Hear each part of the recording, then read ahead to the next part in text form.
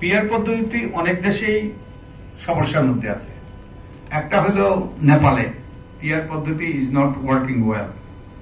আরেকটা হলো সবচেয়ে ভয়ানক হলো, যদিও এই দেশের নাম নিলেও মুখ পরিষ্কার করতে পারে, ইসরায়েল। ইসরায়েলিতে যে গাজা যুদ্ধ অব্যাহত আছে, এইরকম নৃশংস হত্যাকাণ্ড চলছে, এটা পিয়ার পদ্ধতির কারণে। কারণ নেতানিয়াহু সে জিম্মি হয়ে গিয়েছে ছোট ছোট ধর্মীয় দলের কাছে। ওকে, এই পদ্ধতিতে আসন ভিত্তিক এখনকার নির্বাচন পদ্ধতি, পিয়ার নয়। পিয়ারের বিপরীতে হল আসন ভিত্তিক। এই চারটে নির্বাচনে কি হয়েছে জানেন? আপনারা জানেন এই মানে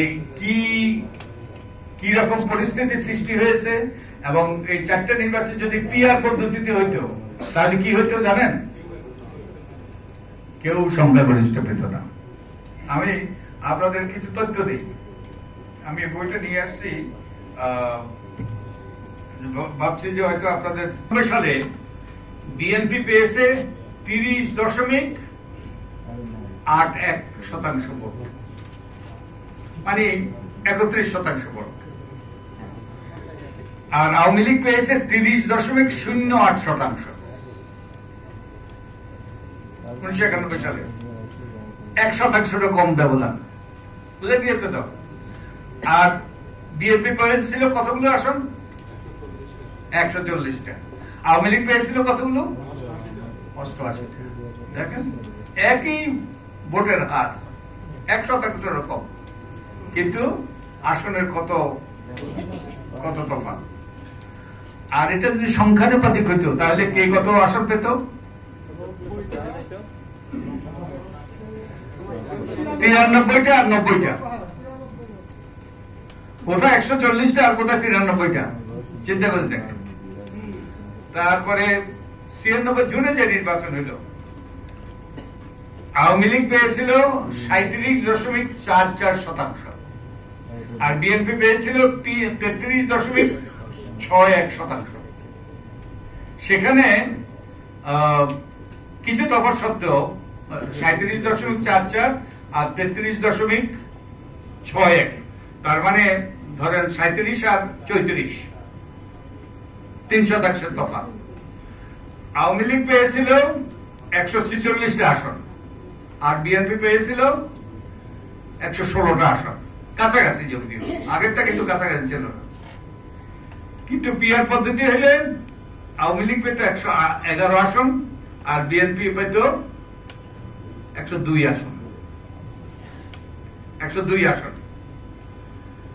অষ্টম জাতীয় সংসদ নির্বাচন 2001-এ বিএনপি পেয়েছে 40.97%, মানে 41%। আর আওয়ামী লীগ কত পেয়েছে? 40.13%, 1% কম। বিএনপি পেয়েছে 193টা আসন, আর আওয়ামী লীগ পেয়েছে 62টা আসন। আর পিয়ার পদ্ধতি হইল বিএনপি পেত 123টা আসন, আর আওয়ামী লীগ পেত 120টা আসন। আপনারা তো পিয়ার পদ্ধতির পক্ষে, এগুলো জানতে হবে, এগুলো বুঝতে হবে, কারণ আপনাদের যখন প্রশ্ন করবে তখন সেই প্রশ্নের উত্তর দিতে হবে।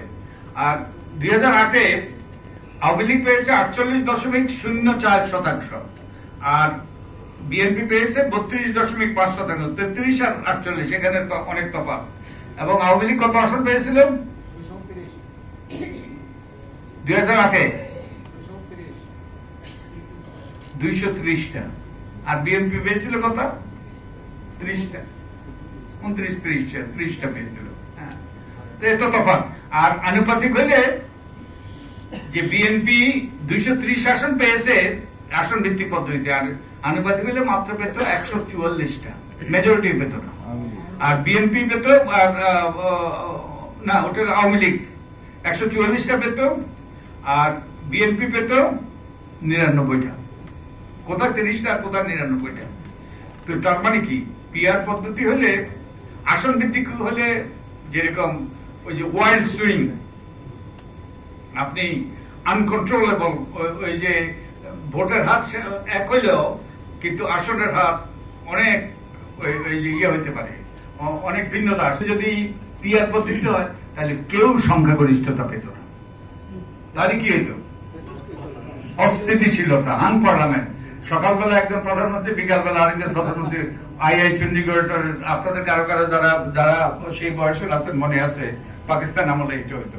তো একটা অস্থিতিশীল সরকার। আর শুধু তাই নয়, পিআর পদ্ধতি অনেক দেশেই সমস্যার মধ্যে আছে।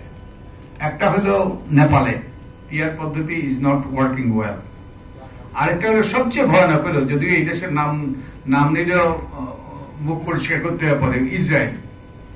ইসরায়েলিতে যে গাজা যুদ্ধ অব্যাহত আছে, এইরকম নৃশংস হত্যাকাণ্ড চলছে, এটা পিআর পদ্ধতির কারণে।